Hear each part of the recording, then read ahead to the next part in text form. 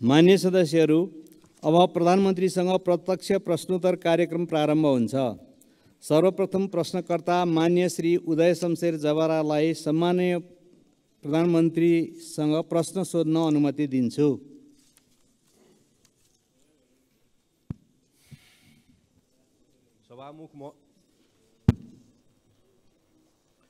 सभामुख महोदय मार्फत सम्मान्य प्रधानमन्त्रीज्यूलाई प्रश्न राख्न चाहन्छु।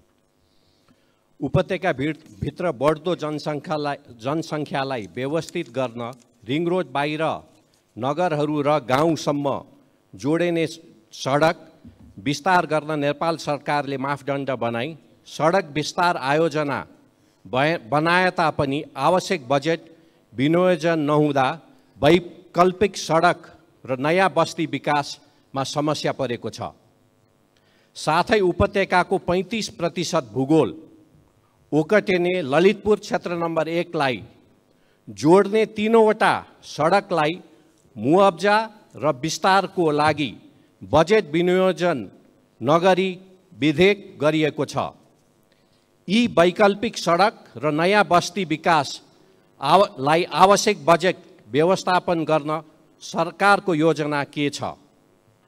यति बेला आर्थिक इन्डिकेटर्सहरू सकारात्मकै छन्, भुक्तानी सन्तुलन पनि राम्रै छ, तर अर्थतन्त्र अवरुद्ध अवस्थामा छ। वैदेशिक लगानी र सहयोग बढ्न सकेको छैन। यस्तो अवस्थामा आन्तरिक लगानी बढाउनुतर्फ सरकारको प्राथमिकता हुनुपर्ने हो, त्यो पनि हुन सकेको छैन।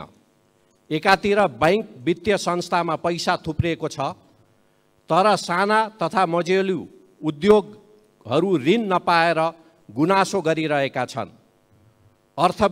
अर्थव्यवस्थाको असन्तुलनलाई सम्बोधन गर्न सरकारको के तयारी छ? र अन्तिममा साथै प्रधानमन्त्रीज्यूको आउँदो चीन भ्रमणका प्राथमिकता र एजेन्डा के हुन्? धन्यवाद। अब सम्माननीय प्रधानमन्त्री श्री पुष्पकमल दाहाल प्रचण्डलाई उक्त प्रश्नको जवाफ दिन अनुमति दिन्छु। सम्मान्य सभामुख महोदय, प्रतिनिधि सभाका मान्य सदस्यहरूले यस सम्मानित सदनमा उठाउनु भएका प्रश्नहरूको जवाफ दिने नियमित कार्यतालिका अन्तर्गत म यहाँहरू समक्ष उपस्थित छु। सार्वजनिक जनसरोकारका विषयमा अत्यन्त उत्साह र चासोका साथ यस सम्मानित सदनमा भएका छलफलहरूमा सक्रियतापूर्वक सहभागी भई तथा महत्त्वपूर्ण प्रश्न, जिज्ञासा, विचार तथा सुझावहरू राख्नु भएकोमा सबै मान्य सदस्यहरूलाई म सुरुमै धन्यवाद व्यक्त गर्न चाहन्छु। यहाँहरूले विभिन्न समयमा उठाउनु भएका प्रश्न, जिज्ञासा, सुझाव तथा धारणालाई सरकारले गम्भीरतापूर्वक लिँदै आएको छ र गम्भीरतापूर्वक लिँदै जाने पनि छ। मेरो नेतृत्वमा सरकार गठन भएको यो अवधिमा सुशासन, सामाजिक न्याय र समृद्धिलाई मुख्य केन्द्रमा राखी राज्यका सम्पूर्ण शक्ति र सामर्थ्यलाई देश र जनताको हितमा अधिकतम परिचालन गर्ने प्रयास गर्दै आएको कुरा यहाँहरूलाई अवगत नै छ। सरकारको मुख्य जोड सङ्घीय लोकतान्त्रिक गणतन्त्रात्मक शासन व्यवस्थाको सुदृढीकरण, अर्थतन्त्रको पुनरुत्थान र सबलीकरण, सार्वजनिक सेवामा जनताको सहज पहुँच, भ्रष्टाचार नियन्त्रण र सुशासनको प्रवर्धन रहेको छ। नागरिकलाई शासकीय प्रणालीप्रतिको भरोसा र सरकारप्रति विश्वास दिलाउँदै सबैतिर आशाको सञ्चार गराउने हाम्रो निरन्तर प्रयास रहँदै आएको छ। यसैगरी विकास निर्माण कार्यलाई गति दिन, शान्ति प्रक्रियालाई यथाशीघ्र निष्कर्षमा पुर्याउन तथा स्वतन्त्र र सन्तुलित परराष्ट्र नीति अवलम्बन गर्दै राष्ट्रिय हित प्रवर्धन गर्न सरकार प्रतिबद्ध रहँदै आएको छ। यति जानकारी सहित अब म मान्य सदस्यले उठाउनु भएका प्रश्नहरूको जवाफ दिन गइरहेको छु। र पहिलो प्रश्न मान्य उदय शमशेर राणाले भर्खरै राख्नुभयो। काठमाडौँ उपत्यकामा पूर्वाधार निर्माणका आयोजना कार्यान्वयनका लागि चालु आर्थिक वर्षको बजेट तथा कार्यक्रममा रकम विनियोजन गरिएको छ। ललितपुर क्षेत्र नम्बर 1 लाई जोड्ने विभिन्न सडकको विस्तार र जग्गाको मुआवजाका लागि आवश्यक बजेट व्यवस्था गर्न सरकारले ध्यान दिनेछ। उत्पादन, उत्पादकत्व र रोजगारी वृद्धि गरी अर्थतन्त्रको पुनरुत्थान तथा उच्च दिगो समावेशी आर्थिक वृद्धि हासिल गर्ने र समष्टिगत आर्थिक स्थायित्व कायम गरी लगानीको वातावरणमा सुधार गर्न सरकार क्रियाशील रहिआएको छ। सरकारले चालेका सुधारात्मक कदमबाट अर्थतन्त्र बिस्तारै लयमा फर्किन सुरु गरेको छ। नेपाल राष्ट्र ब्याङ्कले हालै प्रकाशन गरेको प्रतिवेदन अनुसार अर्थतन्त्रका सूचकाङ्कहरू सकारात्मक दिशातिर उन्मुख रहेका छन्। 2080 असार मसान्तसम्म शोधान्तर स्थिति 290 अरब 52 करोड रुपियाँको बचतमा रहेको छ। विदेशी विनिमय सञ्चिति गत वर्षको यही अवधिको तुलनामा 26.6% वृद्धि भई 1539 अरब 36 करोड रुपियाँ पुगेको र यसले करिब 10 महिनाको वस्तु तथा सेवाको आयात धान्न पुग्ने अवस्था रहेको छ। विप्रेषण आयमा रेमिटेन्समा 21.2% वृद्धि भई 1220 अरब 56 करोड पुगेको छ। वैदेशिक लगानी प्रवर्धन गर्न नीतिगत र संस्थागत सुधार गर्दै वैदेशिक लगानीको स्वीकृति प्रक्रियालाई सहजीकरण गर्न थ्रेसहोल्ड घटाउने लगायतका कार्य अगाडि बढाइएको छ। जग्गाको कित्ताकाट पूर्ण रूपमा खुलाउने निर्णय भएको र यही भाद्र 11 गते मात्रै नेपाल राष्ट्र ब्याङ्कले लचिलो बजार नीति अनुसार चालु पुँजी कर्जा सम्बन्धी मार्गदर्शन संशोधन गरेको छ। उत्पादनमूलक उद्योगका लागि 3 करोड रुपियाँसम्म कर्जा उपयोग गर्ने ऋणीलाई चालु पुँजी कर्जा सम्बन्धी मार्गदर्शन लागू नहुने भएको छ। ब्याङ्कहरूले उद्योग व्यवसाय वा कम्पनीहरूको सञ्चालन चक्र लगायतका आधारमा अधिकतम वार्षिक कारोबारको 50% सम्म चालु पुँजी कर्जा दिन सक्ने व्यवस्था भएको छ। यसबाट उद्योग व्यवसाय क्षेत्रलाई प्रत्यक्ष लाभ हुनुको साथै आन्तरिक लगानी उत्पादन वृद्धि र बजारमा आर्थिक गतिविधि बढ्नमा सहयोग पुग्ने विश्वास गरिएको छ।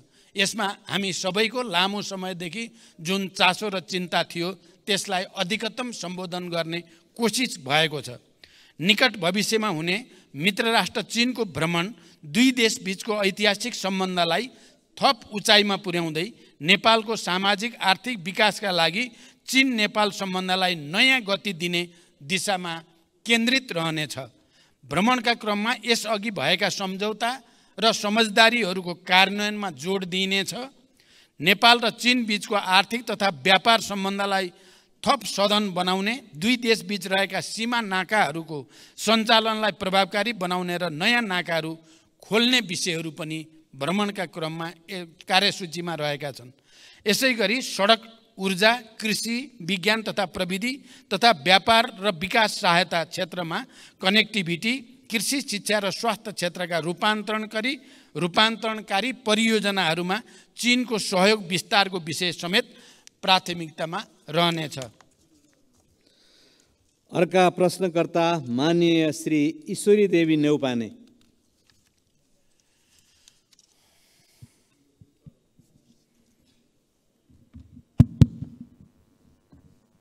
सम्माननीय सभामुखज्यू मार्फत सम्माननीय प्रधानमन्त्रीजीलाई मेरो 3 प्रश्न। नम्बर 1, सम्माननीय प्रधानमन्त्रीज्यू, शासन विधि र पद्धतिको हो कि व्यक्तिको? विधि र पद्धतिको हो भने व्यक्ति परिवर्तनले खासै असर नराख्नुपर्ने हो, तर हाम्रोमा विधि पद्धति अवलम्बन भन्दा मन्त्री या कर्मचारी परिवर्तन गरेर नै शासन सुशासन ल्याउन देखाउन खोजेको जस्तो देखिन्छ।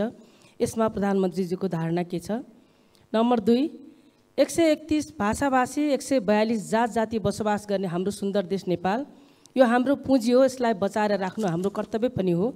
सयौं थुङ्गा फुलका हामी एउटै माला नेपाली, यसमा मेरो अटल विश्वास छ।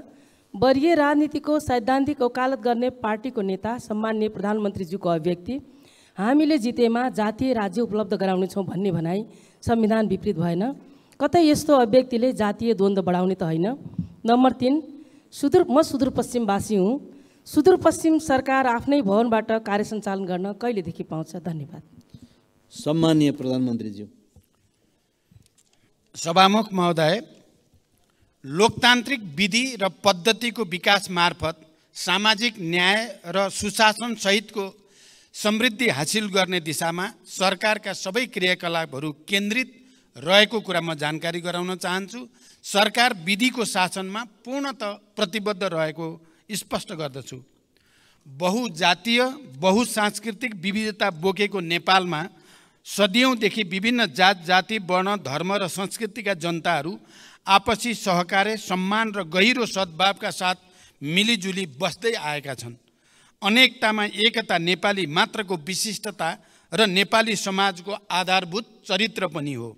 सबैको सहअस्तित्व कायम गर्दै मौलिकताको संरक्षण र सम्वर्धनमा नै हाम्रो राष्ट्रिय एकता दिगो दरिलो भई साँचो अर्थमा राष्ट्रियता बलियो हुनेछ। नेपालको कानुनले हरेक व्यक्ति र सम्प्रदायलाई अरूको धर्म संस्कृति र आस्थामा चोट नपुर्याई आफ्नो धर्म संस्कृतिको पालना गर्ने स्वतन्त्रता प्रदान गरेको छ। अत परापूर्व कालदेखि यहाँ कायम रहिआएको सामाजिक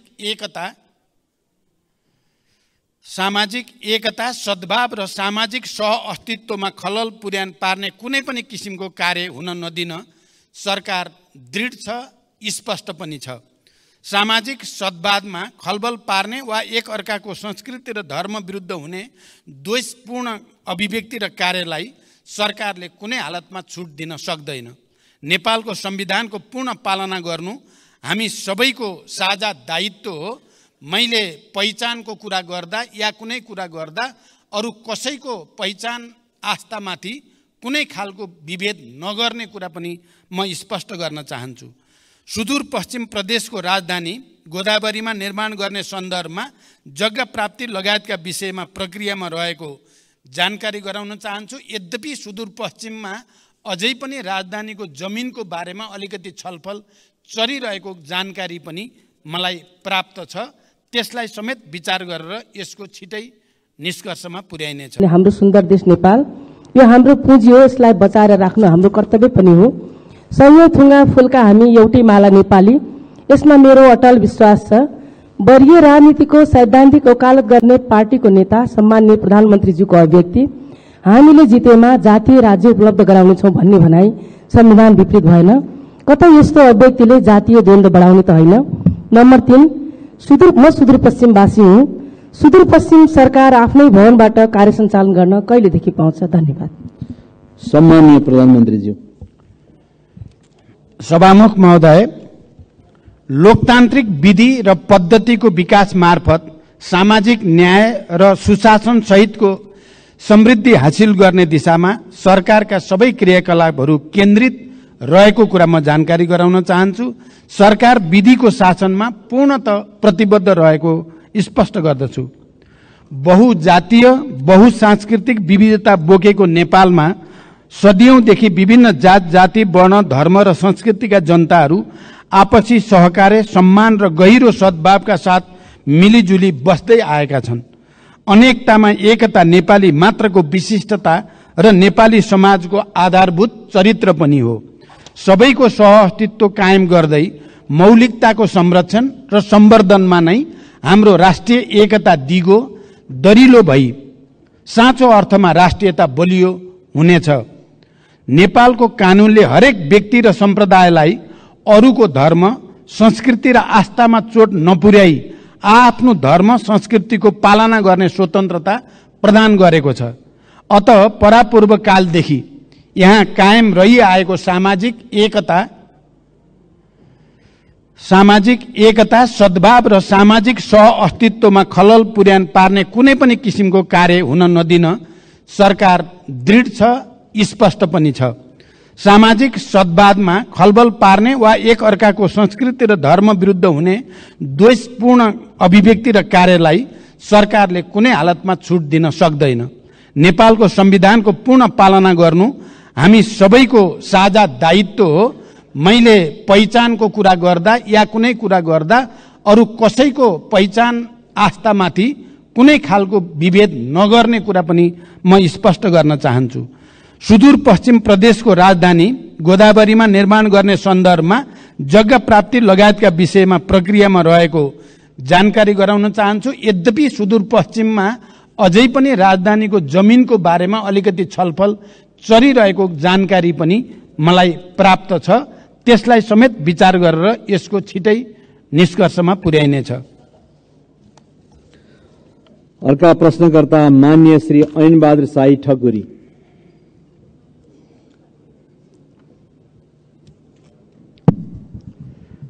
सम्माननीय सभामुख महोदय मार्फत सम्माननीय प्रधानमन्त्रीज्यूलाई मेरो प्रश्न यस प्रकार छन्। सम्माननीय प्रधानमन्त्रीको आसन्न चीन भ्रमणमा नेपालका उत्तरी सीमासँग जोडिएका नाकाहरू खोल्ने एजेन्डामा मुगुको नाक लाग्न छ कि छैन? यदि छैन भने एजेन्डामा समावेश गरियोस्। यो नाका खुलेमा मुगु लगायत समग्र कर्णाली प्रदेशको आर्थिक समृद्धिमा महत्त्वपूर्ण टेवा पुग्नेछ भन्ने विश्वास लिएको छु। दोस्रो प्रश्न छ, आर्थिक समृद्धिको महत्त्वपूर्ण क्षेत्र कर्णाली प्रदेशको रारा लगायतका पर्यटकीय स्थानहरूमा पर्यटकीय पूर्वाधारहरू लगायतका विभिन्न समस्या हुँदा पर्यटकहरूको आगमनमा कमी आएको छ। यसमा सरकारको के योजना छ? र अर्को प्रश्न छ, कर्णाली राजमार्ग अन्तर्गतको नागमा गमगढी कालोपत्रे र गमगढी नाक्ते लाग्न सडक निर्माणलाई सरकारले कस्तो प्राथमिकतामा राखेको छ र यो कहिलेसम्म निर्माण सम्पन्न गर्ने लक्ष्य रहेको छ? धन्यवाद। सम्माननीय प्रधानमन्त्रीजी। सम्माननीय सभामुख महोदय, मेरो आसन्न चीन भ्रमणको क्रममा चीन र नेपाल बीच नयाँ व्यापारिक नाका खोल्ने विषयमा समेत छलफल हुने कुरा करिब निश्चित भएको छ। त्यस सन्दर्भमा मुगुको नाक्चे लाग्न जो मलाई धेरै पहिलेदेखि त्यसको बारेमा स्थानीय जनसमुदाय र जनप्रतिनिधिले कुरा राख्दै पनि आउनु भएको छ, त्यो विषय पनि मैले त्यहाँ कुरा उठाउने र त्यसबारेमा एउटा निष्कर्ष लिने मेरो कोसिस हुनेछ। पर्यटनको विकासका लागि आवश्यक पूर्वाधार निर्माणका कार्य सरकारको उच्च प्राथमिकतामा छन्। रारा लगायतका पर्यटकीय स्थलको विकासका लागि संघीय स्रोतबाट सञ्चालन हुने कार्यक्रमका अतिरिक्त प्रदेश तथा स्थानीय तहबाट समेत आफ्ना कार्यक्षेत्रभित्र रही पूर्वाधार निर्माण तथा पर्यटन प्रवर्धनका कार्यहरू सञ्चालनमा रहेको जानकारी गराउन चाहन्छु। नागमा गमगढी र गमगढी नाक्चे लाग्न सडकलाई उच्च प्राथमिकतामा राख्दै हाल विभिन्न खण्डहरूमा कार्य भइरहेको जानकारी म यो सम्मानित सदनलाई गराउन चाहन्छु। हाल नागमा गमगढी 6.5 किलोमिटर, कालोपत्रे र 8 किलोमिटर ग्राभेल स्तरमा स्तरोन्नति गर्ने गरी निर्माण कार्य भइरहेको छ। त्यसै गरी गमगढी नाक्चे लाग्नमा 12 किलोमिटर निर्माण कार्य पनि अगाडि बढिरहेको छ। अर्का प्रश्नकर्ता मान्य श्री ऋषिकेश पोखरेल।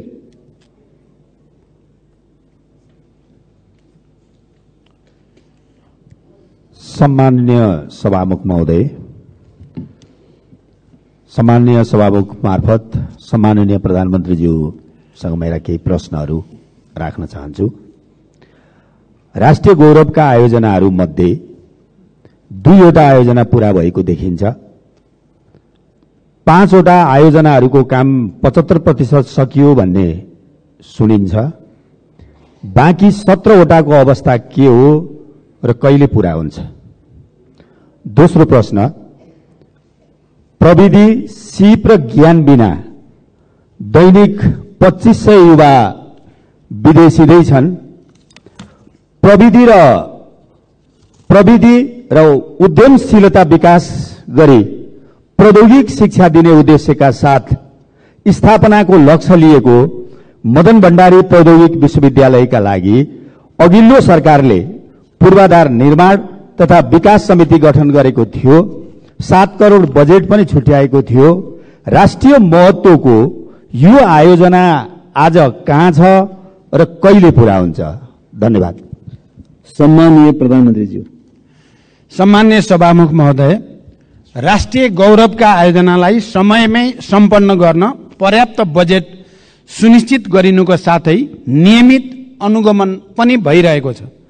म स्वयंले प्रधानमन्त्रीको हैसियतमा प्रधानमन्त्री कार्यालयमा रहेको एक्सन रुमबाट नियमित तवरमा कार्यतालिका बनाएर कार्य प्रगतिको जानकारी लिई कार्य सम्पादनका लागि आवश्यक निर्देशन दिँदै आएको छु। राष्ट्रिय गौरवका आयोजना मध्ये 2वटा सम्पन्न भएका, 14वटाको प्रगति 80% भन्दा माथि रहेको, 5वटाको प्रगति 50 देखि 80% रहेको र 2टाको प्रगति 50% रहेको स्थिति छ। हुलाकी राजमार्गका सम्बन्धमा चितवन र पर्सामा राष्ट्रिय निकुञ्ज क्षेत्रमा डीपीआर तयार लगायतका कार्यमा भएको ढिलाइका कारण यो आयोजनाको कार्य आगामी 3 वर्षभित्र सम्पन्न गर्ने नयाँ लक्ष्य निर्धारण गरिएको छ। पशुपति क्षेत्र विकास कोष आयोजनाको भौतिक प्रगति 66% भई समष्टिगत वित्तीय प्रगति 65.73 रहेको छ। लुम्बिनी विकास गुरु योजनाको हालसम्मको भौतिक प्रगति 88% र वित्तीय प्रगति 60.34% रहेको छ। निजगढ अन्तर्राष्ट्रिय विमानस्थल आयोजनाको प्रारम्भिक चरणको कार्यहरू मात्र भइरहेको र लगानी एवं निर्माणको उपयुक्त मोडालिटी भए पश्चात विमानस्थल निर्माण प्रक्रिया अगाडि बढाइनेछ। यस आयोजनाको लागि चालू आर्थिक वर्षमा रु 35 करोड विनियोजन भएको छ। मेलम्ची खानेपानी आयोजनामा श्रावण महिनामा आएको बाढीले पुनः हेडवर्क्स पुर्नुका साथै मेलम्ची बजारदेखि हेडवर्क्ससम्मको पहुँच मार्गमा क्षति पुगेको छ। मनसुन रोकिएको 1.5 महिनाभित्र क्षतिग्रस्त संरचनाको मर्मत सम्मार गरी मेलम्चीको पानी वितरणलाई सुचारू गरिने जानकारी गराउन चाहन्छु। सञ्चालनमा रहेका अन्य राष्ट्रिय गौरवका आयोजनाहरूलाई यथाशीघ्र सम्पन्न गर्न सरकारले जोड दिँदै आएको छ। मिति 2077 साल साउन 12 गते मदन भण्डारी प्रौद्योगिकी विश्वविद्यालय विकास समिति गठन भएको हो। समितिको समयावधि 2 वर्ष रहेकोमा सो अवधि समाप्त भएकोले नयाँ गठन आदेश जारी गरी विश्वविद्यालयको आवश्यक पूर्वाधार तयार गर्ने लगायतका कामहरू अगाडि बढाइनेछ। यस विश्वविद्यालयलाई चालू आर्थिक वर्षमा रु 2 करोड बजेट विनियोजन पनि गरिएको छ। अर्का प्रश्नकर्ता मान्य श्री आशा विक।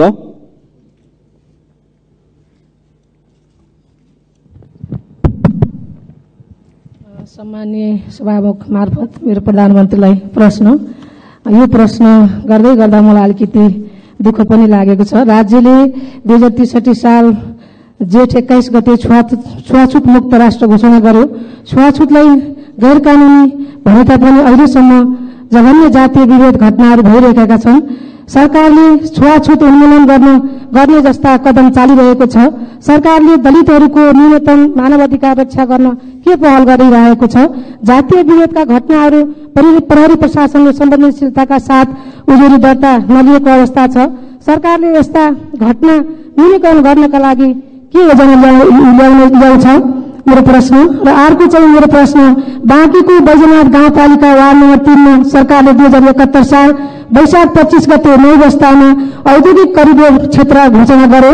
बस्तीको बीचमा सरकारले औद्योगिक क्षेत्र घोषणा गर्दा त्यहाँ रहेका 390 घरधुरीमा जनताहरूको घरमा 238 बिघा भित्र जनताहरूको घर परेको छ। 100 बिघा जमिन त्यहाँ रहेका स्थानीयका नाममा ल्याउनु पर्ने स्थानीय जनताको माग रहेको छ। 2028 सालदेखि बसोबास गरिरहेका जनतालाई लालपूर्जा दिनुपर्ने र सोही ठाउँमा बस्ती व्यवस्थापन गर्न सरकारले के भूमिका खेल्नेछ? स्थानीय सरकारले त्यस क्षेत्रमा सडक, बत्ती, विद्यालय, मठ मन्दिर लगायतका संरचनाहरू बनाएको छ। त्यो बस्तीलाई सोही ठाउँमा सरकारले कहिलेसम्म व्यवस्थापन गर्छ?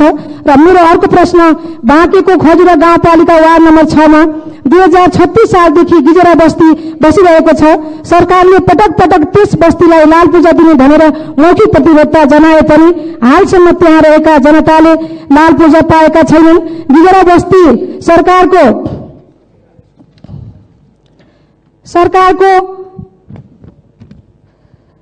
ऐलानी जग्गा र टन्डनको चिनी मिल रहेको क्षेत्रमा बसोबास गरिरहेका छन्।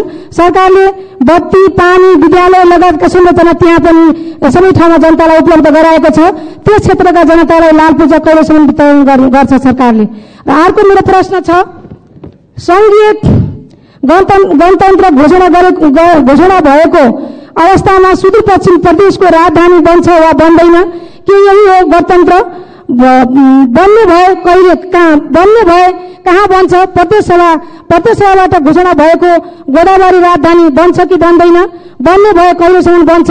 किन घोषणा गरेको हिजो तपाईहरूको पार्टी र एमाले पार्टीको संयुक्त घोषणा गर्दा गर्दै आजसम्म किन लाउन जनता जान्न चाहन्छ? धन्यवाद। सम्माननीय प्रधानमन्त्रीज्यू। सम्मान्य सभामुख महोदय, मान्य सदस्यले सोधेका प्रश्नहरू उत्तरभन्दा पनि लामो जस्तो लाग्यो, तैपनि म संक्षिप्तमा उत्तर दिने कोसिस गर्छु। नेपालको संविधानले छुवाछुत तथा भेदभाव विरुद्धको हकलाई मौलिक हकको रूपमा सुनिश्चित गरेको छ।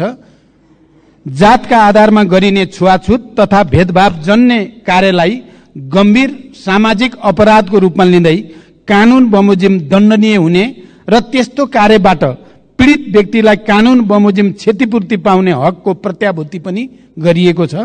सरकार यो मौलिक हकको पूर्ण कार्यान्वयनको लागि प्रतिबद्ध रहेको छ। यद्यपि मौलिक हकहरूको कार्यान्वयनका लागि सबै तहबाट अझै घनीभूत प्रयास पनि आवश्यक छ। यो समस्या देशको एउटा लामो सांस्कृतिक समस्या पनि भएको हुनाले यसको समाधानको निम्ति कानूनलाई प्रभावकारी कार्यान्वयनको निम्ति पनि सबै क्षेत्रको सहयोग अनिवार्य छ। जातीय विभेदका घटनामा प्रहरी प्रशासनले संवेदनशीलताका साथ उजुरी नलिएको भन्ने कुरामा सरकारको गम्भीर ध्यानाकर्षण भएको छ। यस्ता घटनाको छानबिन गरी दोषीलाई कारबाही गरिने र यस्ता घटना आगामी दिनमा हुन नदिन सरकारको गम्भीर ध्यान रहेको जानकारी गराउन चाहन्छु। दोस्रो, बाँकी जिल्लाको साबिक नौबस्ता क्षेत्रको 525 बिघामा औद्योगिक क्षेत्र घोषणा भइसकेको र त्यहाँ बसोबास गर्दै आएका स्थानीयवासीहरूको उचित व्यवस्थापन लगायतका समस्या समाधानका लागि सम्बन्धित स्थानीय प्रशासन लगायत विभिन्न निकायबाट पहल भइरहेको छ। उक्त क्षेत्रका प्रभावित जनसमुदायहरूको समस्यालाई व्यवस्थापन गरी औद्योगिक क्षेत्रको विकास कार्य अगाडि बढाइने जानकारी गराउन चाहन्छु। यस सम्बन्धी समस्या समाधान गर्न भूमि व्यवस्था, सहकारी तथा गरिबी निवारण मन्त्रीको संयोजकत्वमा समिति गठन गरेको र समितिले काम अगाडि बढाइरहेको जानकारी पनि गराउन चाहन्छु।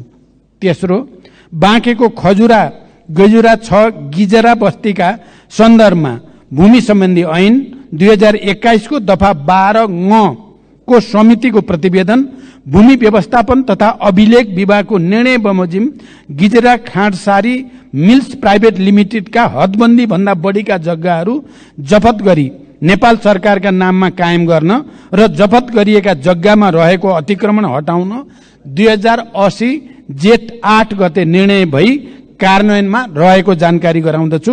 उक्त क्षेत्रमा बसोबास गर्दै आएका भूमिहीनलाई जग्गा उपलब्ध गराउन भूमि समस्या समाधान आयोगले कार्य अगाडि बढाइरहेको जानकारी पनि म गराउन चाहन्छु। सुदूरपश्चिम प्रदेशको राजधानी गोदावरीमा निर्माण गर्ने सन्दर्भमा जग्गा प्राप्ति लगायतका विषय प्रक्रियामा रहेको जानकारी मैले अघि नै गराइसकेको छु। यस सम्बन्धी उठेका छलफल बहसलाई पनि मध्यनजर गरिएको जानकारी पनि मैले गराइसकेको छु। अर्का प्रश्नकर्ता मान्य श्री उर्मिला माझी।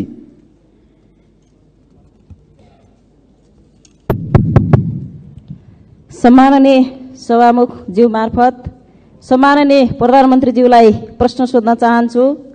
सम्माननीय सभामुख ज्यू, हाम्रो देश नेपाल कृषि प्रधान देश हो। यहाँका 65% बढी जनसङ्ख्या कृषिमै आश्रित देखिन्छ।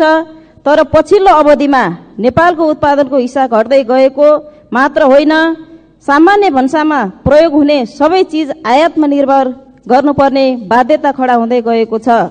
कृषि क्षेत्रमा लगानी अत्याधिक हुने तर प्रतिफल अत्यन्तै न्यून हुने प्रक्रियाले गर्दा कृषिप्रति मानिसको आकर्षण र लगाव निरन्तर घट्दो छ। सरकारले उत्पादन वृद्धि गर्न र जनतालाई कृषिमै जीवन देख्ने गरी कृषि पेसालाई गर्विलो पेसा बनाउन कस्तो योजना निर्माण गर्दैछ? धन्यवाद। सम्माननीय प्रधानमन्त्री। सभामुख महोदय, सबल आत्मनिर्भर अर्थतन्त्रको निर्माणका लागि कृषि क्षेत्रमा गुणात्मक र रूपान्तरणकारी परिवर्तन सरकारको प्राथमिकतामा रहेको छ। कृषि क्षेत्रको उत्पादन र उत्पादकत्व बढाउन कृषि क्षेत्रमा आधुनिकीकरण, यान्त्रिकीकरण र व्यवसायीकरणलाई सरकारले उच्च रूपमा जोड दिँदै आएको छ। कृषि क्षेत्रमा विगतदेखि लगानी गर्दै आएको र यसबाट उत्पादन र उत्पादकत्वमा समेत केही वृद्धि भइरहे पनि अपेक्षित प्रतिफल प्राप्त हुन नसक्नुका कारणहरू पहिल्याउँदै उत्पादकत्व वृद्धिका लागि विभिन्न कार्यक्रमहरू सञ्चालनमा रहेका छन्। सरकारले प्रधानमन्त्री कृषि आधुनिकीकरण परियोजना लगायत प्रदेश र स्थानीय तह मार्फत उल्लेख्य रकम विनियोजन गरी कृषि क्षेत्रमा पर्याप्त साधन स्रोत परिचालन गर्ने नीति लिएको छ। कृषि उत्पादनको वृद्धिका लागि सिँचाइको सुविधाको विस्तारलाई जोड दिनुको साथै रासायनिक मलको आपूर्ति समयमै हुने कुराको सुनिश्चितता गरिएको छ। साथै कृषि बाली वस्तुहरूको विशेष उत्पादन क्षेत्र जस्तै जोन, सुपर जोन, उन्नत बिउ बिजनको विकास, उत्पादन तथा वितरणको लागि एकीकृत राष्ट्रिय कार्यक्रम सञ्चालनमा रहेका छन्। कृषि उपजको बजार सुनिश्चितताका लागि विभिन्न कार्यक्रमहरू सञ्चालन भइरहेका छन्। त्यसैगरी दूध तथा मासुमा आत्मनिर्भरताका लागि पशु नस्ल सुधार, आहार व्यवस्थापन तथा पशु स्वास्थ्य सुधारका कार्यक्रमहरू पनि सञ्चालनमा रहेका छन्। बाँझो जमिनमा कृषि प्रवर्धन कार्यक्रम, फलफूल क्षेत्र विकास तथा ग्रामीण कृषि उद्यम विकासका कार्यक्रमहरू सञ्चालनमा रहेका छन्। कृषि उत्पादन क्षेत्रको जोखिम व्यवस्थापन गर्न कृषि बीमा कार्यक्रम सञ्चालनमा रहेको छ, जस अन्तर्गत बीमा प्रिमियममा 80% अनुदान संघीय सरकारले उपलब्ध गराउने गरेको छ। कृषि क्षेत्रमा लगानी बढाउन सहुलियत दरमा कृषि कर्जाको विस्तार तथा दायरा बढाउँदै पनि लगिएको छ। उत्पादित कृषि वस्तुहरूको बजारको सुनिश्चितताका लागि धान, गहुँ, उखु लगायतका बालीको न्यूनतम समर्थन मूल्य निर्धारण गर्ने लगायतका कार्यक्रमहरू पनि सञ्चालनमा रहेका छन्। कृषि पेसालाई सम्मानजनक र मर्यादित बनाउन कृषकहरूलाई नियमित तवरमा पुरस्कृत गर्ने कार्यक्रमहरू जस्तै राष्ट्रपति कृषक पुरस्कार कार्यक्रम सञ्चालनमा रहेका छन्। कृषि पेसालाई दिगो, दरिलो र गर्विलो बनाउन सरकार प्रतिबद्ध छ, तर अहिलेसम्म जे जति भएको छ त्यसबाट सन्तुष्ट हुने स्थिति भने पक्कै पनि छैन। त्यसकारण कृषि क्षेत्रमा व्यापक सुधार गर्न र उत्पादन र उत्पादकत्व वृद्धि गर्न हामी आफैले सञ्चालन गरेका कार्यक्रमहरूको प्रभावकारिताका साथै यसपटक म भारत भ्रमणमा रहँदा अलि भारतीय नेतृत्वसँग, खास गरी प्रधानमन्त्री मोदीजीसँग कृषिमा सहकार्य गरेर उत्पादन उत्पादकत्व वृद्धि कसरी गर्न सकिन्छ र प्राकृतिक खेती प्रणाली बडो नयाँ टेक्नोलोजीको साथ सञ्चालन गर्ने बारेमा सहकार्य गर्ने निधो पनि भएको छ र हामी त्यो प्रक्रिया अगाडि बढाउँदैछौँ। मलाई लाग्छ यसपटकको मेरो चीन भ्रमणमा पनि कृषिमा सुधारका निम्ति उत्पादन र उत्पादकत्व वृद्धिमा विशेष ध्यान दिने पनि हाम्रो योजना रहेको जानकारी गराउन चाहन्छु। अर्का प्रश्नकर्ता मान्य श्री एकनाथ ढकाल। सम्माननीय सभामुख महोदय, विस्तृत शान्ति सम्झौताको 2 हस्ताक्षरकर्ता मध्ये सम्माननीय प्रधानमन्त्रीज्यू एक हुनुहुन्छ।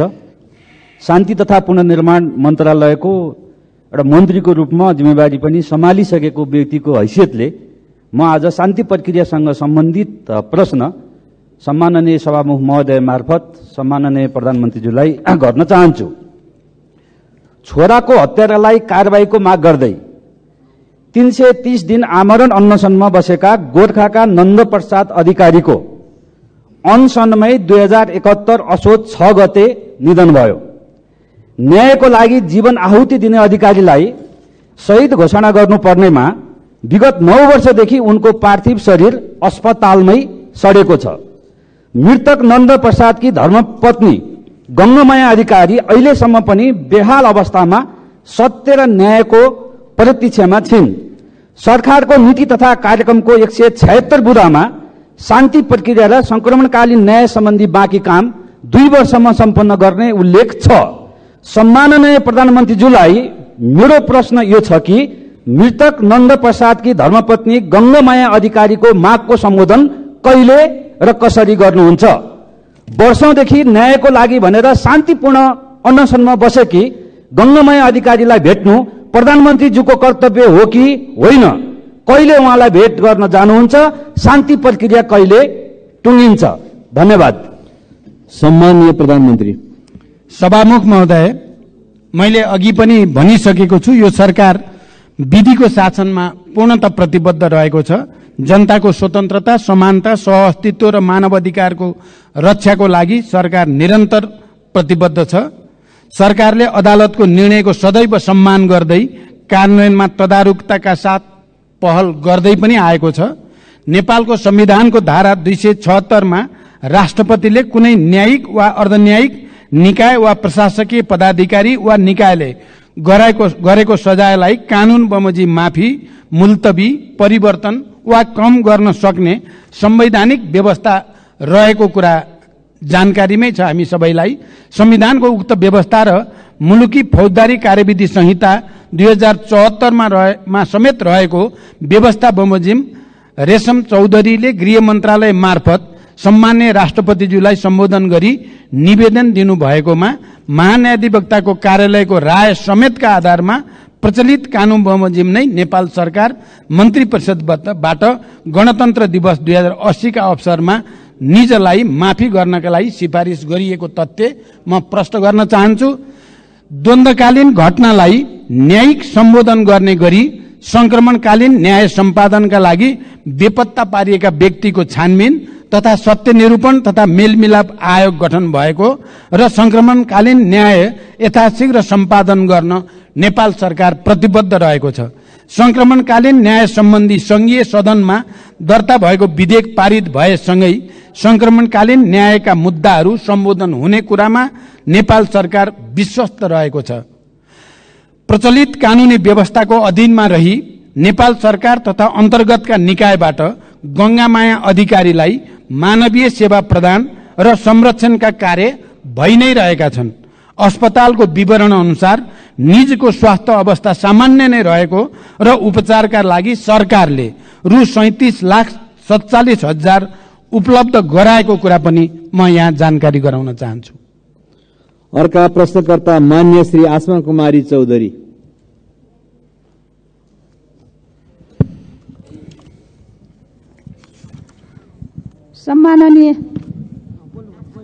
सम्माननीय सभामुख महोदय, सम्माननीय सभामुख ज्यू मार्फत सम्माननीय प्रधानमन्त्री ज्यूलाई केही प्रश्न सोध्न चाहन्छु।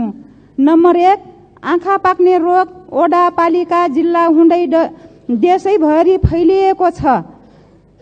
धेरै पालिकामा विद्यालयहरू बन्द गरिएका छन्। त्यसबाट अत्याधिक बालबालिका प्रभावित भएका छन्। स्वास्थ्य मन्त्रालय र प्रधानमन्त्रीज्यू स्वयं यसको निराकरणको लागि के गर्दै हुनुहुन्छ? नम्बर 2, नेपालले आर्थिक वर्ष 2079-80 मा भारतलाई 10 अर्ब 45 करोड रुपैयाँको बिजुली बिक्री गरेको छ। उक्त वर्ष 19 अर्ब 44 करोड रुपैयाँको बिजुली किनेको छ। सरकारले किन ठान्दैछ दोब्बर आपूर्ति भइरहेछ भन्न किन डराउँछ? त्यही बिजुली हामीले किन्दा महँगो र बेच्दा सस्तो किन? धन्यवाद। सम्माननीय प्रधानमन्त्री। सभामुख महोदय, देशका विभिन्न भागमा आँखा पाक्ने एक्युट भाइरल कन्जक्टिभाइटिस संक्रामक रोग नियन्त्रण गर्न स्वास्थ्य तथा जनसङ्ख्या मन्त्रालयले देशभरका अस्पतालबाट अभियान सञ्चालन गरिरहेको छ। समुदाय स्तरमा जनचेतना वृद्धि गर्न प्रचार प्रसारका कार्यहरूका साथै संक्रमितहरूलाई सहज रूपमा औषधि उपचारको व्यवस्था मिलाइएको छ। यसका साथै स्वास्थ्य सेवा विभागका महानिर्देशकको अध्यक्षतामा संघीय द्रुत प्रतिकार समितिको गठन भई रोकथाम र प्रबन्धनका विभिन्न कार्यहरू पनि भइरहेको जानकारी गराउन चाहन्छु। दोस्रो, हाल नेपालको कुल जडित विद्युत क्षमता करिब 2800 मेगावाट पुगेको छ। तर देशको विद्युत उत्पादनको परिमाण हिउँद र वर्षायाममा एकै नासको छैन। वर्षाको तुलनामा हिउँदमा विद्युत उत्पादनमा निकै ह्रास आई झण्डै 1/3 मात्र उत्पादन हुने गर्दछ। हाल विद्युत उत्पादन र मागको आधारमा विद्युतको निर्यात र आयातको व्यवस्था मिलाउने गरिएको छ। खास गरी हिउँदयाममा नदी प्रवाहमा आधारित रन अफ द रिभर प्रणालीबाट उत्पादित विद्युतमा ठूलो ह्रास आउने हुँदा छिमेकी देशबाट बिजुली आयात गरी आन्तरिक माग धान्नुपर्ने स्थिति छ। आगामी केही वर्षभित्रै विद्युतमा आत्मनिर्भर हुने उद्देश्यले स्वदेशमै पर्याप्त बिजुली उत्पादन गर्न विभिन्न स्तरका आयोजनाहरूको निर्माणलाई अघि बढाइनुको साथै विद्युत प्रसारण तथा वितरण प्रणालीको कामलाई पनि विस्तार गर्दै लगिएको छ। अहिले विद्युत आयात निर्यातको दर दैनिक रूपमा प्रतिस्पर्धा गरी तय हुने गरेको छ। यस वर्ष तुलनात्मक रूपमा हिउँदको समयमा अधिक सुक्खा हुन गई देशभित्रका विद्युत आयोजनाहरूबाट विद्युत उत्पादन कम हुन गएको छ।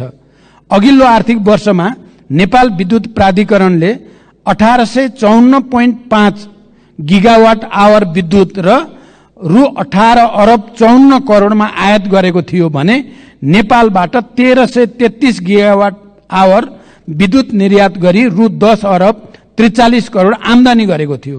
गत वर्षको तुलनामा यस वर्ष विद्युत निर्यातमा वृद्धि भएको छ र क्रमशः विद्युत उत्पादन बढ्दै जाँदा विद्युतको निर्यात पनि बढ्दै जाने कुरा जानकारी गराउन चाहन्छु।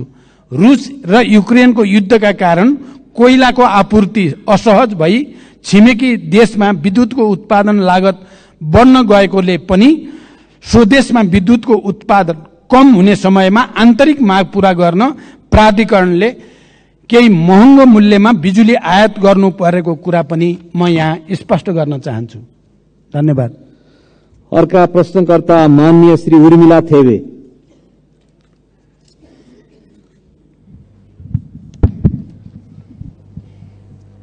सम्माननीय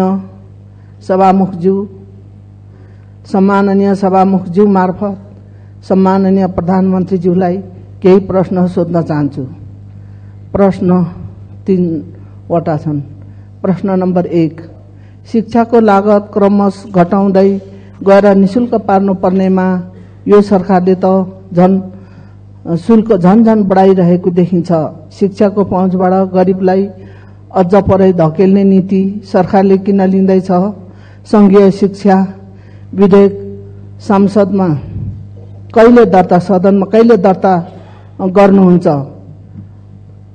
प्रश्न नम्बर 2, प्रत्येक दिन हाजिरी गर्न क्याम्पसमा आउनुपर्ने भएपछि त्रिभुवन विश्वविद्यालयका केही प्राध्यापकले विद्युतीय हाजिरी मेसिन नै घर लगेको, गायब गरेको, साथै तोडफोड गरेको भन्ने पाएको छ। सरकारले के गर्दैछ?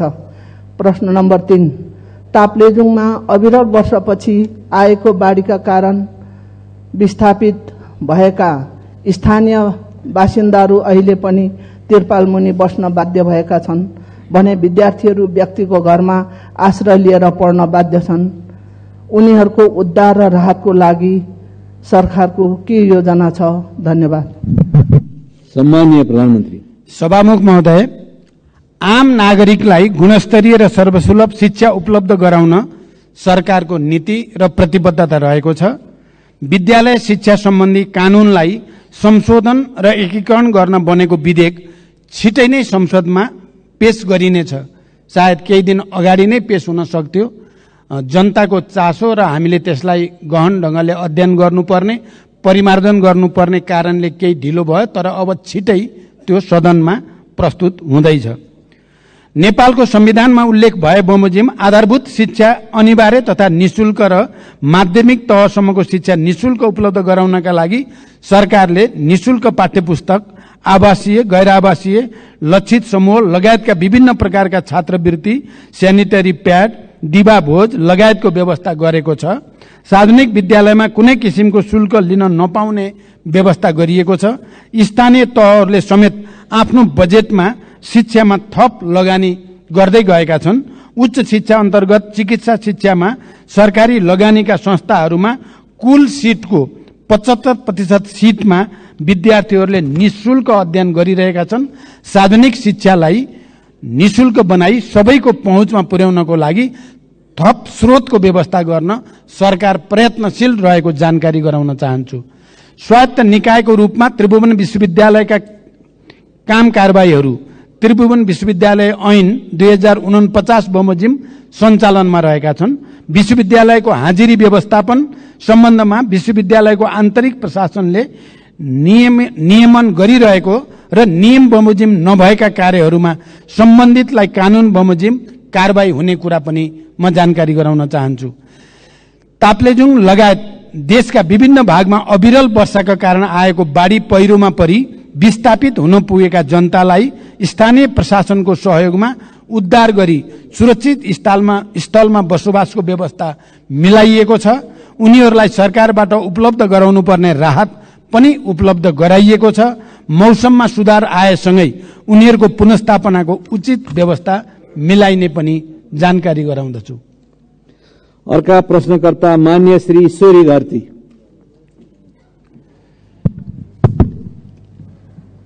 सम्मान्य सभामुख महोदय मार्फत सम्मान्य प्रधानमन्त्रीज्यूलाई केही प्रश्न सोध्न चाहन्छु।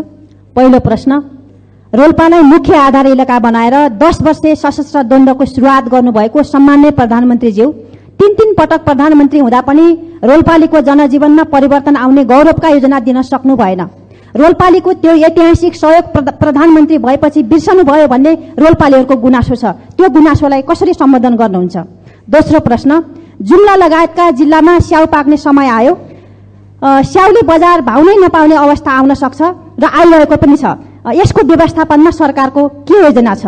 र तेस्रो प्रश्न, 10 वर्षे सशस्त्र द्वन्द्वको क्रममा शहीद भएकाहरूको सम्झना र सम्मानका लागि दाङको घोराईदेखि रोल्पाको होलेरी घरतेगा हुँदै रुकुम पूर्वको हुकाम मैकोटसम्म पुग्ने 220 किलोमिटर सडक खण्डलाई वर्तमान सम्मान्य प्रधानमन्त्रीज्यूको चाहना र पहलमा शहीद मार्ग नामाकरण गरेर योजना अगाडि बढाइएको थियो। बजेट अभावमा योजना निकै कछुवा गतिमा भई अझै सम्पन्न हुन सकेको छैन। शहीद मार्गको मुख्य प्रवेशद्वारको रूपमा रहेको घोराईदेखि रोल्पा होलेरीसम्मको 31 किलोमिटरको सडक खण्ड अलपत्र र जोखिमपूर्ण भएको लामो समय बितिसक्यो। यसबारे सदनमा मैले 3-4 पटक कुरा पनि राखिसके, तर सरकारले यो योजनालाई प्राथमिकतामा पारेन किन? रोल्पाको रुन्टीगढी गाउँपालिकाभित्र अहिले 4वटा चुनढुङ्गा खानी सञ्चालनमा छन् भने थप 4वटा खानी दर्ता भएर सञ्चालनको प्रक्रियामा छन्। हाल 200 भन्दा बढी टिप्पर सञ्चालनमा छन् भने पुरानो र नयाँ गरी 8वटा चुनढुङ्गा खानी सञ्चालनमा आउँदा दिनमा कम्तीमा 500 देखि 700 सम्म टिप्परहरू घोराई होलेरीको यही शहीद मार्ग भएर सञ्चालनमा आउनेछन्, जसले गर्दा उक्त सडकमा अन्य गाडीहरू सञ्चालनमा आउन निकै बाधा पर्ने र हाल परिरहेको पनि जानकारी गराउँछु। त्यसैले सो क्षेत्रमा वैकल्पिक औद्योगिक मार्ग बनाउने र घोराई होलेरीको 31 किलोमिटर सडकलाई कालोपत्रे गर्दै शहीद मार्ग योजना समयमै सम्पन्न गर्न सरकारको के योजना छ? धन्यवाद। सम्माननीय प्रधानमन्त्री। सभामुख महोदय, नेपालको राजनीतिक आन्दोलनमा रोल्पा जिल्लाको विशिष्ट र ऐतिहासिक योगदान रहेको कुरामा कसैको विमति हुने छैन। इतिहासका हरेक कालखण्डमा रोल्पाली जनताको वीरता र साहसको उच्च प्रशंसा हुनेछ भन्ने मेरो विश्वास छ। विकास र जनताको जीवनस्तरमा रूपान्तरणका लागि विगतदेखि नै उच्च प्राथमिकता सरकारले दिँदै आएको छ। मानव विकासमा पछाडि रहेका कर्णाली प्रदेश, सुदूरपश्चिम प्रदेश, मध्य प्रदेश, रोल्पा, रुकुम लगायतका जिल्ला तथा क्षेत्रलाई विकासको मूल प्रवाहमा ल्याउन र ती क्षेत्रमा पूर्वाधारका संरचनाको विकासका लागि सरकारले प्राथमिकताका साथ कार्यक्रमहरू सञ्चालन गरिरहेको जानकारी गराउन चाहन्छु। जुम्ला जिल्लाको विकासलाई सरकारले प्राथमिकतामा राख्दै स्याउको सुपर जोन तथा पकेट क्षेत्रहरू घोषणा गरी आवश्यक सहयोग तथा सहुलियत प्रदान गर्दै आएको छ। यस वर्षको बजेट तथा कार्यक्रममा प्रधानमन्त्री कृषि आधुनिकीकरण आयोजना लगायतका कार्यक्रम तथा प्रदेश तथा स्थानीय तहको विकास कार्यक्रमबाट उत्पादन, प्रशोधन तथा प्याकेजिङमा आवश्यक सहयोग तथा सहुलियत प्रदान गरिएको छ। स्याउको भण्डारणको लागि उच्च क्षमताको कोल्ड स्टोर निर्माण पनि भइरहेको छ। तेस्रो, सरकारले दाङको घोराईदेखि रोल्पाको होलेरी हुँदै रुकुमको मैकोटसम्मको शहीद मार्गलाई प्राथमिकता राखेर कार्यान्वयन गर्दै आइरहेको छ। सडक र पुलको माग देशभरि नै अत्यधिक हुने गरेको, थुप्रै सडक योजनाहरू सञ्चालन गर्नु परिरहेको तर पर्याप्त बजेट विनियोजन गर्न नसकिएको कुरा सत्य हो। घोराई होलेरी खण्डको 31 किलोमिटर सडक अत्यधिक भार बोक्ने सिमेन्ट उद्योगका ट्रकहरूको कारणले पनि क्षति भइरहेको छ। भार नियन्त्रण गर्दै सडकको आवश्यक मर्मत सम्मार गरी सडक सुधार गर्न सरकार प्रतिबद्ध रहेको जानकारी गराउँछु। घोराई होलेरीको वैकल्पिक सडक बनाउने सुझावका विषयमा आगामी दिनमा छलफल गरी आवश्यक कार्य अगाडि बढाइनेछ। अर्का प्रश्नकर्ता मान्य श्री असीम शाह।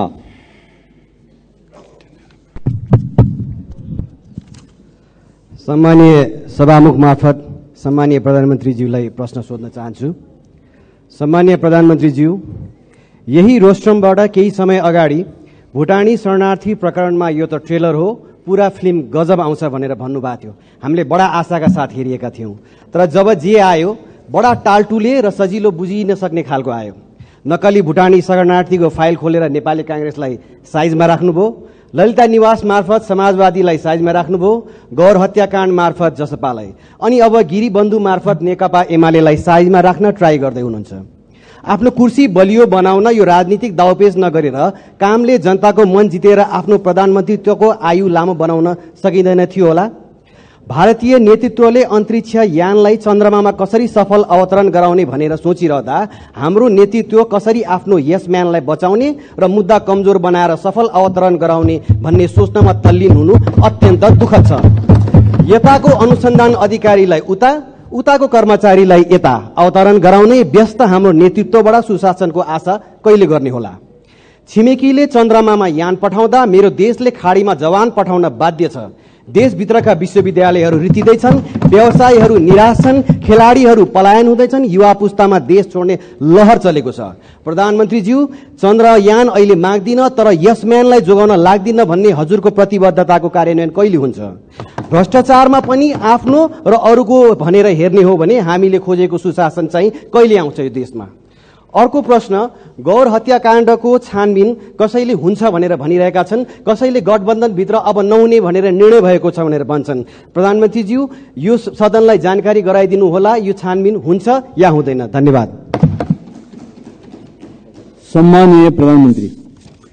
सभामुख महोदय, मान्य सदस्यले बडो संवेदनशील भएर प्रश्न राख्नु भएको छ, म धन्यवाद भन्न चाहन्छु। मेरो नेतृत्वमा सरकार गठन भएदेखि आजका दिनसम्म मैले सामाजिक न्यायको प्रत्याभूति, सुशासनको सुनिश्चितता र सार्वजनिक सेवा प्रवाहमा सुधारलाई मुख्य प्राथमिकतामा राख्दै आएको छु र यी कार्यहरूबाट एउटा सन्देश आम जनतामा प्रवाहित भइ पनि रहेको छ। प्रश्नमा भनिए जस्तो सरकारका यी कामहरू कुनै कुर्सी टिकाउनको लागि होइन, बरु देश र जनतामा राजनैतिक प्रणालीप्रति नै वितृष्णा छाएको, केही हुन्न सबै उस्तै हुन् भन्ने निराशावादी भाष्य निर्माण गर्न खोजिएको परिस्थितिलाई चिर्न र सरकारले एकपछि अर्को राम्रो काम गर्दै आएको कुरा स्थापित गर्न पनि गरिएको छ। म मान्य सदस्यहरूलाई यो विषयको गहिराईतिर विचार गर्न अनुरोध गर्न चाहन्छु। भुटानी शरणार्थी प्रकरण लगायतका सबै घटनामा राज्यले दबाव रहित तरिकाले निष्पक्ष छानबिन अघि बढाएकै कारण अहिले जनतामा सुशासन सम्भव छ भन्ने एउटा नयाँ आशा पलाएको हो भन्ने कुरा पनि म स्पष्ट गर्न चाहन्छु। अहिले त्योसँग सम्बन्धित विषयहरू अदालतमा रहेको र अदालतले उचित फैसला गर्ने विश्वास म व्यक्त गर्न चाहन्छु। वर्तमान सरकारले भ्रष्टाचार विरुद्ध शून्य सहनशीलताको नीतिलाई राज्यका तीनै तहमा कडाइका साथ कार्यान्वयन गर्दै आएको छ। यस अवधिमा सार्वजनिक प्रशासनलाई स्वच्छ, सक्षम, निष्पक्ष, पारदर्शी र व्यावसायिक र जवाबदेही बनाउँदै भ्रष्टाचारलाई कडाइका साथ नियन्त्रण गर्न सरकारले विभिन्न नीतिगत तथा कानुनी तथा संस्थागत सुधारलाई अघि बढाएको छ। मान्य सदस्यले भनेको जस्तो कसैलाई पनि बचाउने या कसैलाई पनि अप्ठ्यारोमा पार्ने नियतले कुनै पनि काम गरिएको छैन। जसरी कतिपय सन्दर्भमा मिडियामा आउने गरेको भन्दा ठिक विपरीत मैले दोषी कोही पनि नछुटोस्, निर्दोष कोही पनि नपरोस् भन्ने सिद्धान्त अनुसार नै प्रहरी प्रशासनलाई निर्देशन दिएको र मैले यतिसम्म पनि भनेको छु कि यदि अनुसन्धानको क्रममा प्रधानमन्त्री नै आउँछ भने पनि छोड्न आवश्यक छैन। मेरो पार्टीको कुनै नेताको त के कुरा भन्ने कुरा पनि मैले सार्वजनिक रूपमा भन्दै आएको म जानकारी गराउन चाहन्छु।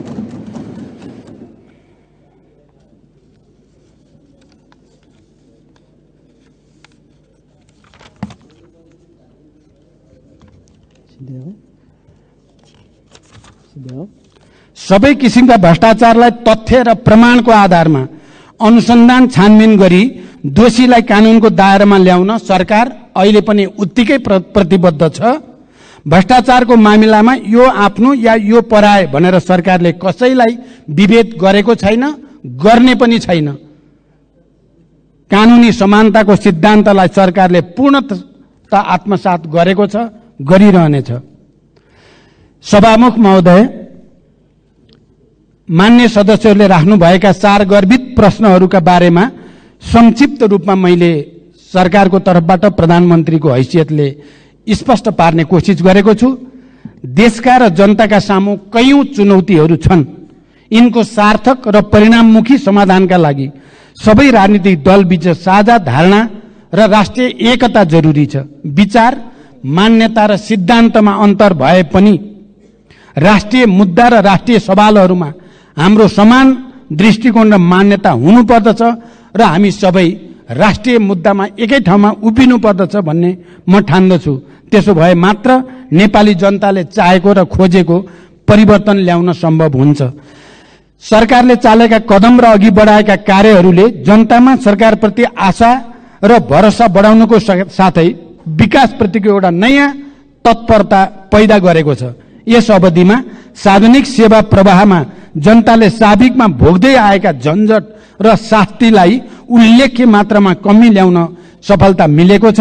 विकास निर्माणले गति लिएको छ र देशमा नयाँ आशाको सञ्चार पनि भएको छ। सुशासन, सामाजिक न्याय र समृद्धिलाई सर्वोपरि प्राथमिकतामा राख्दै अघि बढेको यो सरकारले समावेशी संघीय लोकतान्त्रिक शासन व्यवस्थाको सुदृढीकरण, अर्थतन्त्रको पुनरुत्थान, सार्वजनिक सेवा प्रवाहमा सुधार, सरलीकरण, नागरिक मैत्री प्रशासनको स्थापना, भ्रष्टाचार नियन्त्रण र राज्यको सबै तहमा सुशासन र सदाचारको प्रवर्धन गर्न अघि बढाएका सबै कार्यमा सबै राजनीतिक दल र मान्य सदस्यहरू, नागरिक समाज, सञ्चार जगत, मित्र राष्ट्र, दात्री निकाय तथा आम नेपाली जनताको निरन्तर साथ सहयोग रहने अपेक्षा पनि मैले लिएको छु। र यही सदनमा पनि हाम्रा विचार र एजेन्डामा अन्तरका बावजुद यहाँ सहमति बनाउनको लागि सरकारको तर्फबाट, सरकारको प्रमुखको हैसियतले मैले निरन्तर प्रयास गर्दै आएको कुरा पनि म जानकारी गराउन चाहन्छु। हिजो मात्रै 10वटा समिति हाम्रा सर्वसम्मत रूपले सभापति चयन हुनु पनि यसले हामी अन्तर हुँदा हुँदै पनि हामी मूल मुद्दामा एक ठाउँमा उभिन सक्छौं भन्ने एउटा राम्रो सन्देश गएको छ। म विश्वास गर्छु आउने दिनमा राष्ट्रिय मुद्दामा विगतमा चाहिँ हामी एक भएर देश र जनताको हितमा काम गर्नेछौं भन्ने विश्वास व्यक्त गर्दै बिदा हुन्छु। धन्यवाद। अभिवादन। माननीय सदस्यहरू, आजको लागि निर्धारण गरिएको प्रधानमन्त्रीसँग प्रत्यक्ष प्रश्नोत्तर सम्बन्धी कार्यक्रम यही समाप्त हुन्छ। माननीय सदस्यहरू, आज शून्य समयको कार्यक्रम नरहेको बेहोरा माननीय सदस्यहरूलाई जानकारी गराउँछु। माननीय सदस्यहरू, विशेष समयमा बोल्नको लागि दलीय आधारमा माननीय सदस्यहरूको नाम प्राप्त हुन आएको छ। म उहाँहरूलाई बोल्न समय दिन्छु। सर्वप्रथम माननीय सदस्य श्री ज्ञानेन्द्र बहादुर कार्की, समय 3 मिनेट। सम्माननीय सभामुख महोदय, हामी 21औं शताब्दीमा हुने विकास र आधुनिकताको परिकल्पनाको बहसमा केन्द्रित छौं। यो बहस हुनु स्वाभाविक पनि हो र आवश्यक पनि छ। तर हाम्रो समाजलाई आज सानो लामखुट्टेको टोकाइबाट रोगग्रस्त बनाएको छ र समाज त्रसित छ। प्रसन्न सानो लामखुट्टेको टोकाइबाट सर्ने डेङ्गु रोगको सन् 2004 मा विज्ञहरूको प्रतिवेदन अनुसार डेङ्गु रोग नेपालमा पहिलो रूपमा यसको जानकारी नेपालीलाई भएको थियो। तर आज डेङ्गु रोग देशको सर्वत्र भागमा फैलिरहेर नेपालीलाई आतंकित गरेको छ, हाम्रो समाजलाई आतंकित गरेको छ। डेङ्गु रोग मुलुकभरि फैलिएको छ। आज डेङ्गु रोगको कारणले समग्र सुनसरी आक्रान्त छ र सुनसरीमा आज हिजो मात्रको रिपोर्ट अनुसार करिब 14,265 व्यक्तिहरू डेङ्गी रोगबाट संक्रमित हुन पुगेका छन्। हस्पिटलमा जाने ज्वरोको लक्षणबाट हस्पिटलमा जाने 70% व्यक्तिहरू डेङ्गी रोगबाट संक्रमित भएका छन्। देशभरिमा आज डेङ्गी रोगबाट 13 जनाको मृत्यु हुँदा सुनसरीमा मात्रै 12 जनाको मृत्यु भएको छ। केवल धरानमा मात्रै 12 जनाको मृत्यु भएको छ। केवल धरानमा मात्र होइन, सुनसरीको दुबी, इटहरी, इनरुवा, कोशी, हरिनगर, भोकराहा सबै ठाउँमा यो रोगको संक्रमण बढिरहेको छ। त्यसैले यो रोग सुनसरी जिल्लामा एउटा भयावह रूपमा स्थापित भएको छ। डेङ्गी रोगले कोभिडमा जसरी जनता आतंकित थिए त्यसरी नै अहिले जनताहरू आतंकित भएको हुनाले डेङ्गी रोगको समुचित प्रबन्ध गर्नका निमित्त र डेङ्गी रोगबाट जटिल अवस्थामा पुगेका बिरामीहरूलाई विशेष हस्पिटलको व्यवस्था गरेर उनीहरूको समुचित उपचारका निमित्त सम्बन्धित मन्त्रालयको म सम्माननीय सभामुख मार्फत ध्यान आकर्षण गराउन चाहन्छु।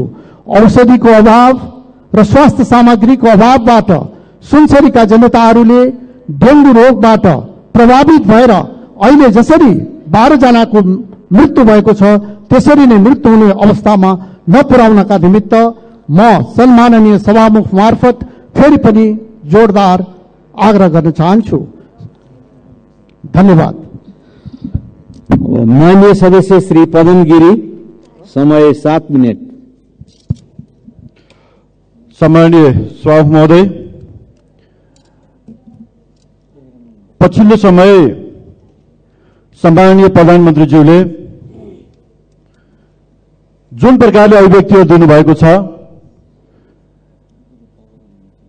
म जातीय राज्यको पक्षमा छु। तपाईहरु जाग्नुहोस्, उठ्नुहोस्। तपाईहरुले मलाई बल दिनुपर्ने बेला आएको छ, बल दिनुहोस्। म यो मुलुकमा जातीय राज्य स्थापित गर्छु। हाम्रो पार्टीलाई बहुमत दिनुहोस्। म यो देशमा जातीय राज्य स्थापित गराइ छाड्छु जस्ता अभिव्यक्तिहरू निरन्तर रूपमा दिँदै आउनु भएको छ।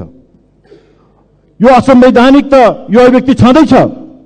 सँगसँगै मुलुकमा मिलेर बसेका दाजुभाइहरूलाई आपसमा विद्वेष फैलाउने र मुलुकमा हिंसा भड्काउने, देशमा अराजकताको स्थिति सिर्जना गर्ने र मुलुकमा ठूला ठूला त्रासदीपूर्ण अवस्था सिर्जना गर्ने काममा स्वयं प्रधानमन्त्रीले मलजल गरिरहनु भएको छ।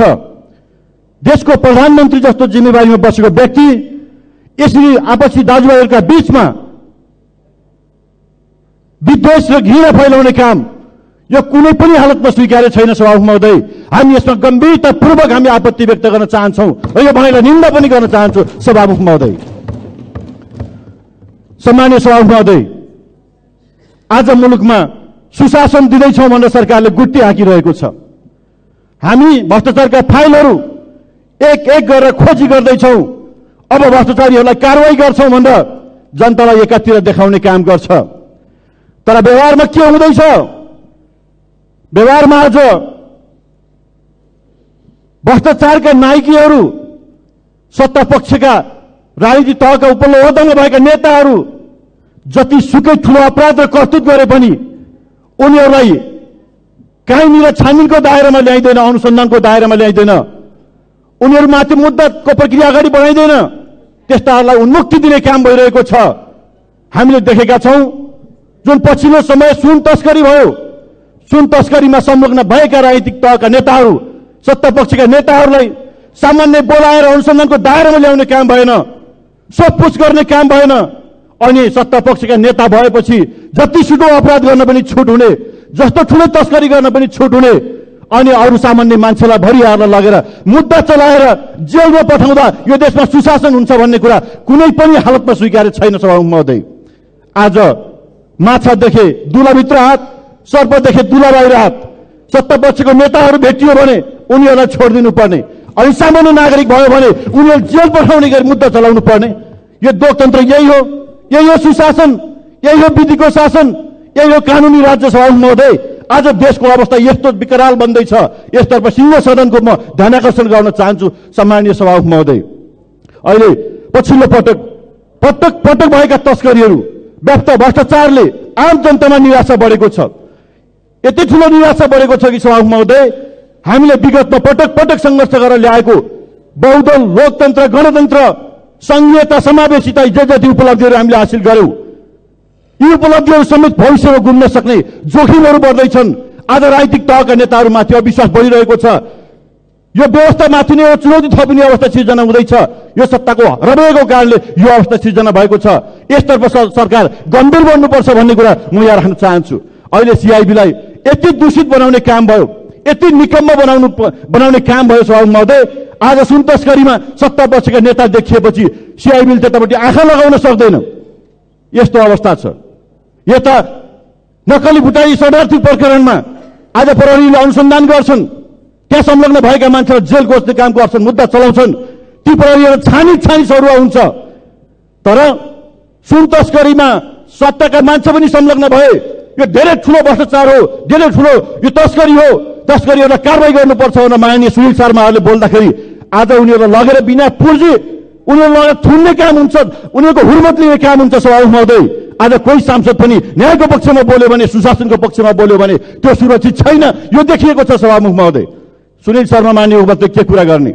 डाक्टर यादव, एकजना डाक्टर यादव जस्तै गरिब परिवारमा जन्मिए, दुःख गरेर पढे, उनले एमडी गरे। म आज विदेशमा कुनै सुविधा लिनका निम्ति म होइन, म नेपाली जनताको सेवा गर्छु भनेर यही देशमा डाक्टर भएर सेवा गरेका छन्। आज ती यादव नाम गरेका डाक्टरलाई सत्ताले सिआइबीलाई परिचालन गरेर बिना पुर्जी, बिना सूचना धरपकड गर्छ, लगेर थुन्ने काम गर्छ, हुर्मत लिने काम गर्छ, अपमान गर्छ, सार्वजनिक रूपमा बेइज्जती गर्छ। आज डाक्टरले भनिरहनु भएको छ, मेरो कानुनको अगाडि राज्यको केही लागेन, सरकारको केही लागेन, म छुटेँ। तर दुर्भाग्य आम जनताको बीचमा सार्वजनिक रूपमा मेरो भएको बेइज्जती म कसरी त्यसको क्षतिपूर्ति पाउँछु भनेर आज उहाँले रुनु भएको छ, विलम्ब गर्नुभएको छ। आज डाक्टरहरूको त यो देशमा यो अवस्था छ भने अरू नागरिकको अवस्था के होला? यो कुरा सरकारले भन्नुपर्छ कि पर्दैन? म भन्न चाहन्छु सभामुख महोदय, मलाई लागेको थियो डाक्टरमाथि यति ठुलो अपमान हुँदाखेरि प्रधानमन्त्रीले यही रोस्टरमा आएर गल्ती भयो भनेर माफी माग्नु होला भन्ने मैले ठानेको थिएँ। तर उहाँले टेर पुच्छार लाउनु भएन, सुन्न तयार हुनु भएन। हामीले जे गरेका छौँ हाम्रो अगाडि त्यो सही हुन्छ, हामीले जे गर्छौँ सही गर्छौँ, कसैको हाम्रो अगाडि कसैको आवाज यहाँ अगाडि आउन सक्दैन भन्ने कोणबाट उहाँ प्रस्तुत हुनुभएको छ।